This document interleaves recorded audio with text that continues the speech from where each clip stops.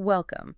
Today we're unlocking the secrets of one of history's most incredible civilizations, the Old Kingdom of Ancient Egypt. Right. We're talking about an era that kicked off around 2686 BC, Mm, and it lasted for about 500 years. half a millennium. And it was defined by this profound stability, a really strong central government, and of course, monuments that still just blow your mind. It's that stability that's so fascinating. This wasn't some fragile kingdom. It was a deeply rooted structure. And to understand how, you really have to start with the geography. You mean the Nile River? Exactly. The Nile. It wasn't just a source of water, it was the engine of their entire world. Because it flooded so reliably every single summer. But why was that predictability such a big deal? Well, that reliability was everything. This annual flood, the inundation, it wasn't destructive. It was a gift A gift of what, exactly? of soil. When the water receded, it left behind this layer of rich black silt. Super fertile. It guaranteed huge harvests of wheat and barley year after year after year. So they weren't just surviving. No, not at all. They had massive food security. And that frees up labor, it frees up resources. And when a ruler doesn't have to worry about everyone starving, he can focus on other things. Exactly. And those other things gave this era its famous nickname, the Age of the Pyramids. It's all about how and why they built these giant stone structures for their dead kings. You can't build something that massive without total control. You need absolute unified authority. And in the Old Kingdom, all of that power rested with one person, the Pharaoh. And to the people, the pharaoh wasn't just a king. Not even close. He was seen as a living god, the literal connection between humans on earth and the gods in the heavens. That's an unbelievable amount of pressure. He wasn't just managing an army, he was responsible for making sure the sun rose tomorrow. That's a perfect way to put it. His most important job was maintaining Maat. And Maat is this concept of, what, universal balance. It's truth, justice, harmony, universal order, all rolled into one. Everything the Pharaoh did was about keeping Maat in balance. So in practical terms, what did that power look like? Well, because he was divine, the Pharaoh legally owned all the land. He controlled all the grain, which was the source of all wealth, and he commanded the army. So his personal well-being was tied to the nation's well-being. Directly. If the harvest was good, it meant the Pharaoh was doing his job right, and Maat was being upheld. Which explains the huge focus on the afterlife. If he's essential to order in this life, you're going to need him to keep protecting you from the next one. Precisely. That's why you need a magnificent tomb, a permanent home built to last for eternity. It connects divine rule directly to massive government spending. Okay, so that's the view from the top. Let's flip it. What about the ordinary people? The vast majority of the population were farmers. Their entire lives moved to the rhythm of the Nile. It was their clock, their calendar. Right. They used its cycle to divide the year into 3 seasons. Yeah, Akhet, the flood season, when you couldn't farm. Then Peret, the growing season, and finally Shemu, the harvest. Everyone knew what their job was and when. And what about their homes? Very practical. Small houses made of mud bucks, packed closely together. Which sounds basic, but it was actually really smart engineering. It was. Mud bricks are great insulators. They keep the inside cool, even in that brutal desert heat. So out in the fields, it was mostly men doing the hard labor. Back-breaking work. They used simple tools, wooden plows, maybe pulled by oxen, and handheld sickles with sharp flint blades to cut the wheat and barley. And while they were in the fields, the women were handling the domestic economy. Absolutely essential work. Grinding the grain into flour, baking bread, and constantly weaving linen cloth. It was a tough life, but that certainty of the Nile, that was the foundation for everything.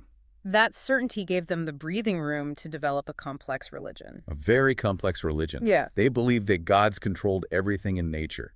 The sun wasn't just a star, it was the god Ra sailing across the sky in a boat every single day. And the most important belief, the one that really defined their whole society, was that life continued after death, in the afterlife. To get there, though, you needed to prepare. First, your body had to be preserved perfectly. Which is where mummification comes in. Right, that whole complex 70-day process. It was vital. They believed parts of your soul, your ka and your ba, needed to recognize and return to your physical body. No body, no afterlife. And the second part was, well, packing. You're basically packing for eternity. The tomb was a forever home, so you filled it with everything you'd need. Food, jewelry, furniture. And those little statues that you shopped us? Yes, servant figures that would magically come to life and do all your work for you in the afterlife. Pretty smart. I like that idea. So without all this prep, they believed you just couldn't make it. You couldn't. It was this huge project all built around ensuring a successful journey to live with the gods. And that brings us right back to the ultimate expression of all of this, the pyramids. They weren't just monuments. They were high-tech, secure tombs designed to protect the pharaoh's body and all his treasures for that eternal journey. The shape itself was symbolic, wasn't it? Deeply. It might have represented the first mound of earth that rose from the primordial waters at creation. Or, maybe more practically, a giant ramp for the king's soul to climb up to the stars. And building one was the ultimate flex for a pharaoh. It was the ultimate show of power. But here's where we have to bust a huge myth. The people who built them. Exactly.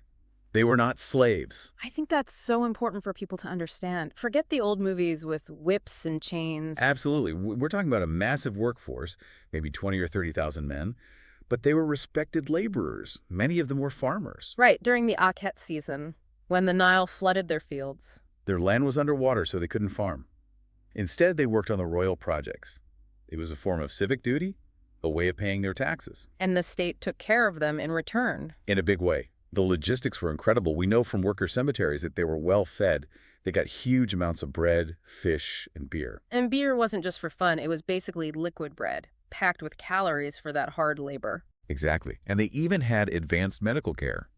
Archaeologists found evidence of clinics in the workers' villages. We're talking carefully set broken bones, even amputations.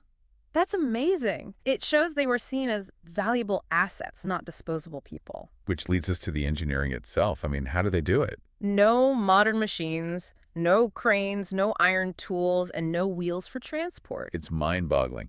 They relied on copper chisels and wooden mallets. Hang on, copper. That's a pretty soft metal. How do you cut millions of limestone and granite blocks with copper? That's one of the biggest challenges. It means you need a whole industry of smiths working around the clock, constantly resharpening thousands of chisels. For the really hard granite, they probably used harder pounding stones like dolerite to slowly chip away at it. And then moving these blocks.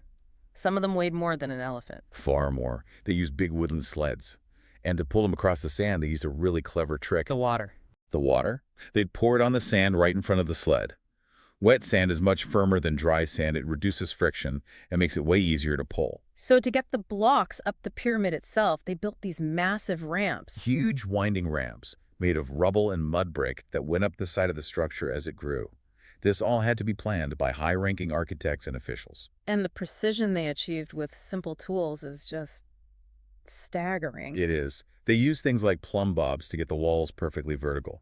The outer casing stones were fitted so tightly you couldn't slip a piece of paper between them. And the alignment of the whole structure. Almost perfect. Right. The Great Pyramid is aligned to true north, south, east, and west, with an error of just a tiny fraction of a degree. It's hard to imagine what they must have looked like when they were new. Not the sandy brown we see today. They were covered in polished white limestone. They would have gleamed in the sun. And the very top part, the pyramidion, was often covered in gold. Wow. Okay, let's zoom in on the most famous one. The Great Pyramid at Giza, built for Pharaoh Khufu. The scale is just. It's almost beyond comprehension. For almost 4,000 years, it was the tallest building on Earth, 481 feet high. And made of something like 2.3 million stone blocks. 2.3 million. The base covers 13 acres. You could fit several football fields inside it. It's a mountain made by human hands. And the inside is just as complex. Oh yeah, you have the Grand Gallery, the King's Chamber with its huge granite sarcophagus. The engineering inside is as impressive as the outside, and they think it took about 20 years to build. 20 years. An entire generation, and right next to it you have the Sphinx. The Great Sphinx, the Guardian. It wasn't built block by block. It was carved out of a single huge piece of limestone bedrock that was left over from the quarry. And it's thought to be the face of Pharaoh Khafre, who built the second pyramid. That's the leading theory, yes. It has the body of a lion, a symbol of power, and the head of the king. It's enormous, 240 feet long. Yeah. And like the pyramids, it was originally painted in bright colors. Such an image of permanence and stability. But eventually, even the Old Kingdom fell. It did. It collapsed into what's called the First Intermediate Period. And it wasn't just one thing. It was a slow failure on multiple fronts. First, the economy. All those pyramid projects cost a fortune. After generations of building, the royal treasury was basically empty. At the same time, the pharaoh's power started to slip. It did. The local governors, the nomarchs, who ruled the different provinces, they became more and more powerful. They started treating their jobs like family property, passing them down to their sons. So they stopped listening to the central king. They essentially became rival kings in their own regions. And then the environment delivered the final blow, The Nile. the Nile. After centuries of reliability, climate change caused it to fail. The floods became weak or stopped altogether for periods of time. And without the flood, there's no fertile silt. No silt, no harvest. This led to widespread famine. And when the Pharaoh, the living god, couldn't guarantee the flood and couldn't feed his people, they lost faith in him. The whole system broke down. The country split apart.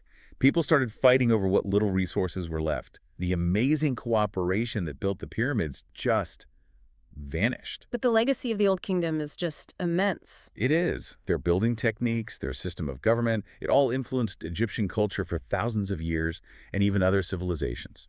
And for us, the things they left behind in their tombs give us this incredible, detailed picture of their lives and what they believed. Yeah, the pyramids are more than just stone.